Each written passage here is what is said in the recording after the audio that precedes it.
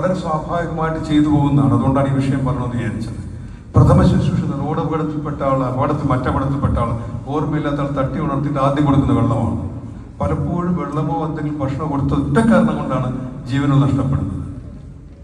നല്ലതുപോലെ ഉണർന്ന് വെള്ളം കുടിക്കാവുന്നൊരവസ്ഥയിലെത്തിയിട്ട് മാത്രമേ കൊടുക്കാവൂ. അല്ലെങ്കിൽ വെള്ളം കൊടുത്തുകൊണ്ടിരിക്കുമ്പോഴത്തേന് ചിലപ്പോൾ ഓർമ്മ പോവുകയും ഈ കുടിച്ച വെള്ളം ശ്വാസകോശത്തിലെത്തുകയും മരിച്ചു പോവുകയും ചെയ്യും.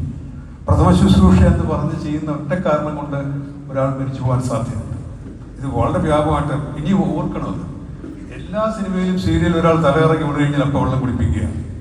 അത് പലപ്പോഴും ആശുപത്രിയിലൊക്കെ ഞങ്ങൾ സർജറി വിഭാഗത്തിലൊക്കെ ജോലി ചെയ്യുമ്പോൾ പലപ്പോഴും ഒരു അപകടം വന്ന് പുറത്തൊരു മുറിവുമില്ല, പക്ഷെ ഭയങ്കര വയറുവേദനയാണ്, കണ്ണൊക്കെ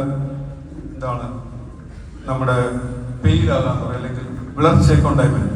അകത്തൊരു അവയവം ലിവർ ചിലപ്പോൾ മുറിഞ്ഞു പോയതായിരിക്കും, അല്ലെങ്കിൽ കുടല് മുറിഞ്ഞതായിരിക്കും, പുറത്തൊരടയാളമില്ല. അയാളെ ഇമ്മീഡിയറ്റ് ആയിട്ട് ഒരു ശസ്ത്രക്രിയ നടത്തി കഴിഞ്ഞാൽ ജീവൻ രക്ഷിക്കാം.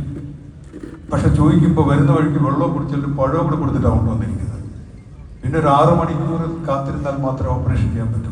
ഒറ്റക്കാലത്തിൽ മരിച്ചു പോകാറുണ്ട്. അപ്പോൾ ശ്രദ്ധിക്കേണ്ട ഒരുപാട് കാര്യങ്ങൾ ഇതൊക്കെയാണ് പറഞ്ഞത്. ഇനിയുള്ളൊരു അവസരങ്ങളിൽ ചെറിയ ഗ്രൂപ്പിലാണെങ്കിൽ പോലും ഞാൻ വന്ന് ഇത്തരം വിഷയങ്ങൾ സംസാരിക്കാൻ തയ്യാറാണ്. എൻ്റെ ചിതറിയ ചിന്തകളാണ് ഞാൻ അവതരിപ്പിച്ചത്. കാരണം ഇത്രയും മഹാ നേതാക്കന്മാർ, A.T. മുഹമ്മദ് ബഷീറൊക്കെ വരുന്നുണ്ട്. അദ്ദേഹം ഓർക്കുന്നുണ്ടോ? പണ്ട് അദ്ദേഹം